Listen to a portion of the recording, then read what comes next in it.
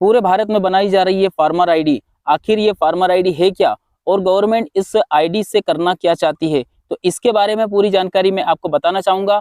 अभी फिलहाल में आप सभी लोगों ने फार्मर आईडी बनाया भी होगा और बनाने जा भी रहे हैं। कुछ लोगों को समस्या आ रही है कि हमारा नाम मिसमैच हो रहा है, कुछ लोगों की दिक्कत आ रही है कि हमारा जो लैंड रिकॉर्ड है वो इसमें पेश ही नहीं हो पा रहा है। बहुत सारी समस्याएं से हम जूझ रहे हैं, लेकिन आखिरकार ये फार्मर आईडी होगा क्या और इससे आगे क्या होगा, सरकार की मंशा क्या है और इससे आपको क्या फायदा मिलेगा, क्या नुकसान होगा फार्मर आईडी बनाने से, ये सारी जानकारी मैं आपको बताने वाला हूं। चलिए इस वीडियो को लास्ट तक आपको जरूर देखना है दोस्तों।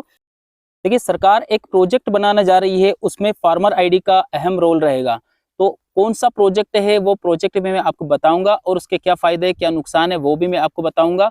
आप सभी ने देखा होगा कि कुछ समय पहले समग्र आईडी को अपडेट किया गया था, समग्र आईडी का डेटा भी पेश किया गया था और समग्र आईडी की केवाईसी एक बार नहीं दो बार केवाईसी किया गया था। लेकिन उन केवाईसी करवाने से जो रिलेटेड जो कार्य किया गया था वो सारा कार्य इसी प्रोजेक्ट का एक हिस्सा है।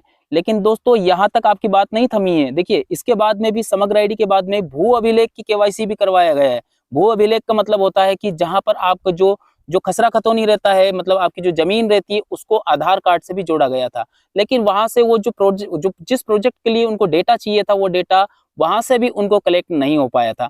अब बात करते हैं कि आपको फॉर्मर आईडी बनाने जा रहे हैं। देखिए, फॉर्मर आईडी रजिस्ट्री इसे नाम दिया गया है, फॉर्मर आईडी रजिस्ट्री। क्यों करवाया जा रहा है ये सब पता है आपको? क्योंकि सरकार बनाने जा रही है एक ऐसा प्रोजेक्ट जिसमें करप्शन जैसी चीजें नहीं रहेगी। मतलब जितनी भी घूसखोरी हो रही है, अभी जो लूटपाट हो रही है, वो सारी प्रक्रिया इसमें बंद कर दी जाएगी। उसके लिए एक ऐसा प्रोजेक्ट तैयार किया जा रहा है गवर्नमेंट की तरफ से और उसके लिए फॉर्मर आईडी रजिस्ट्री का उपयोग किया जा रहा है। वहां से पूरा डेटा कलेक्ट किया जाएगा और उसी डेटा की सहायता से आप सभी के लिए एक प्रोजेक्ट लेकर आएगा।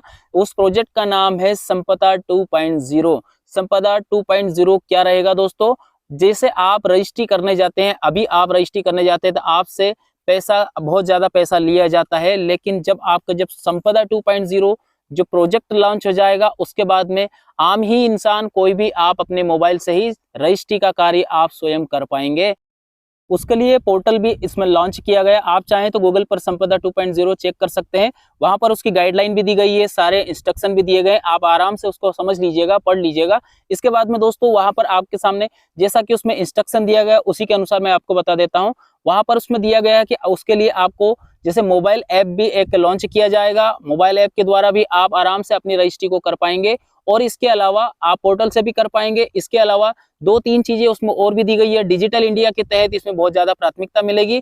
आम इंसान ही अपने काम को स्वयं ही कर पाएगा।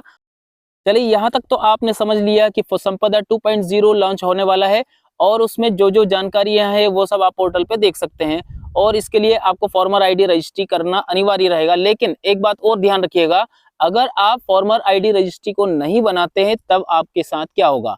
देखिए, अगर आप farmer ID registry, farmer ID card अगर आप नहीं बनाते हैं तो आने वाले समय में आप किसी भी गवर्नमेंट योजना को लाभ नहीं ले पाएंगे। मतलब कोई सी भी गवर्नमेंट योजना का लाभ नहीं ले पाएंगे। जैसे सम्मान निधि हो गया, लाडली योजना हो गया, कोई सी भी योजना का आप लाभ नहीं ले पाएंगे। इन सभी योजनाओं से आपको वंचित कर दिया जाएगा।